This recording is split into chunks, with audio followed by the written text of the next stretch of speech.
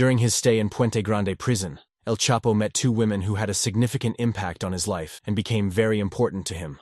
One of them was Zulema Hernandez, and the other was Eve Erendira Moreno. In an effort to make them fall in love, El Chapo gave them various gifts and discussed everything they would do once they were free. However, amidst the moments of happiness, tragedy struck one of them, leading to one of the worst fates a human could experience. Join me until the end of this video so you don't miss any of the details about this story. On June 9, 1993, Joaquin Guzman Loera, also known as El Chapo Guzman, was captured for the first time in Guatemala and immediately extradited to Mexico, where Generals Jorge Carrillo Olea and Guillermo Alvarez Nájera were waiting to imprison him. He was promptly transferred to a military barracks and later flown to Mexico City aboard a Boeing 727. Guzman was confined in the Almoloya maximum security prison, where he received a 20-year sentence. On November 22, 1995, he was moved to a different prison, this time the Puente Grande maximum security prison, where he remained until January 19, 2001, when he made his incredible escape. While prison often evokes horror, madness, and despair for many, it was a different experience for El Chapo. For him, Puente Grande meant alcohol, parties, and women. During his relatively short 5-year imprisonment at Puente Grande, with the assistance of El Güero Palma and Arturo Martinez, also known as El Tejas, they managed to seize control of the prison, and together they were referred to as Los Tres, which translates to the Three. For the three bosses, their stay in Puente Grande was akin to an extended vacation, during which they enjoyed a plethora of privileges. The prostitutes, whom they referred to as the Faceless, arrived in significant numbers, often in official vehicles and donning yellow wigs. Inmates received these visitors either in the psychology center area, the conjugal visit area, or even in their own cells. However, when unable to secure such services, they simply turned to prison staff, who could not refuse due to the potential consequences of rejection. Among all the women El Chapo had at Puente Grande, two stand out from the rest: Zulema Hernandez and Eve Erendira Moreno. Each of them faced the nightmarish reality of being a favorite of a narco. The first of them was 23-year-old Zulema Hernandez, who arrived at Puente Grande on February 3, 2000, accused of robbing a security van. Since there was no designated area for confining women, they often found themselves in the company of male inmates, who constituted a significantly larger portion of the population. One day, during a family visit, El Chapo caught sight of Zulema for the first time. He was completely captivated by her beauty and became determined to kiss, caress, and spend the night with her. Through one of his associates, Guzman sent love letters to Zulema, gradually winning her heart. Eventually, they arranged a meeting in the communication area, where El Chapo and Zulema were together for the first time. From that point onward, the encounters between El Chapo and the young woman became frequent. Many times, they met simply to spend time together and engage in conversation without any physical intimacy. Guzman revealed to Zulema his imminent departure from Puente Grande, promising to take care of her and provide support once he was outside. However, the love story came to an end when the young woman allegedly became pregnant by El Chapo. As intimate visits were not permitted for Zulema, there was no legitimate explanation for her pregnancy. Puente Grande officials couldn't afford for news like this to become public. Thus, in September 2000, Zulema underwent a clandestine surgical procedure to terminate the pregnancy. This event had a traumatic impact on Zulema's life, as she could never recover from the loss of her baby. It even led her to attempt to end her own life. Zulema went from being El Chapo's favorite to becoming an object that was offered to the highest bidder. There are even accounts that suggest she was sent to Güero Palma's cell at some point. And if that weren't enough, Zulema once again became pregnant, only to have another mandatory abortion performed.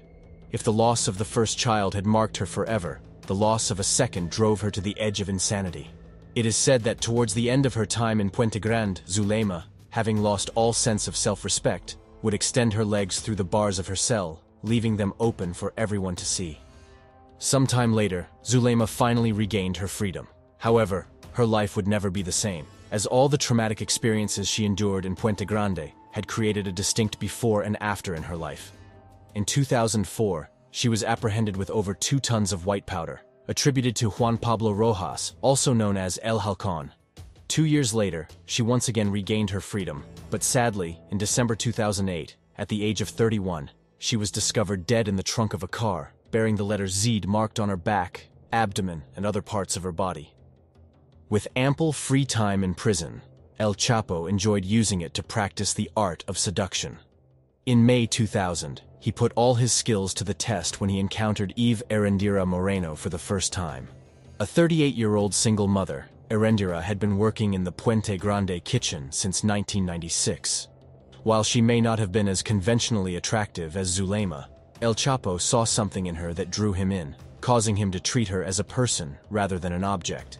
Their first meaningful interaction occurred in early May 2000, when a staff member responsible for delivering special meals to the group of 3 forgot one of the dishes in the kitchen, prompting Erendira to personally deliver it to El Chapo.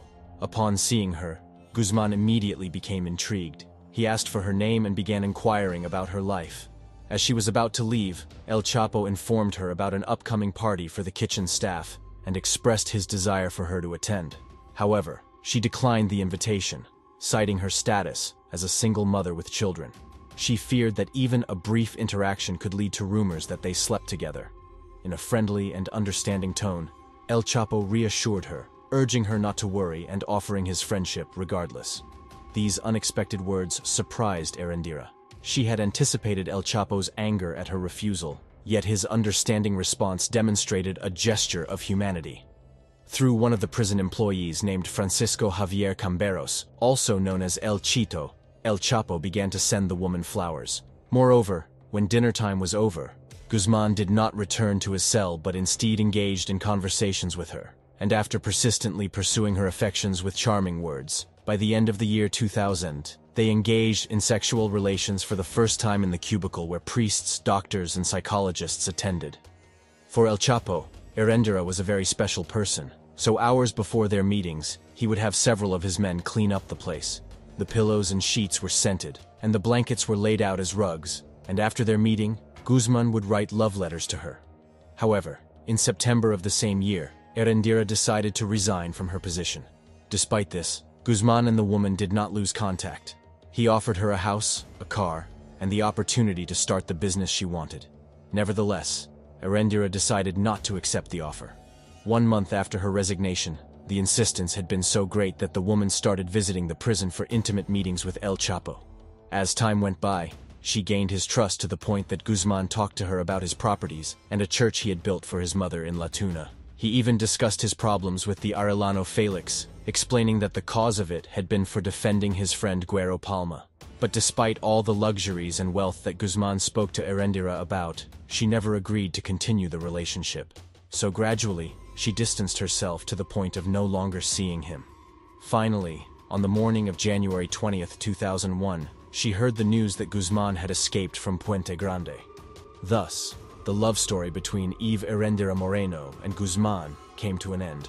She was the only woman considered to be a partner of El Chapo while he was in the Jalisco jail, according to the season files.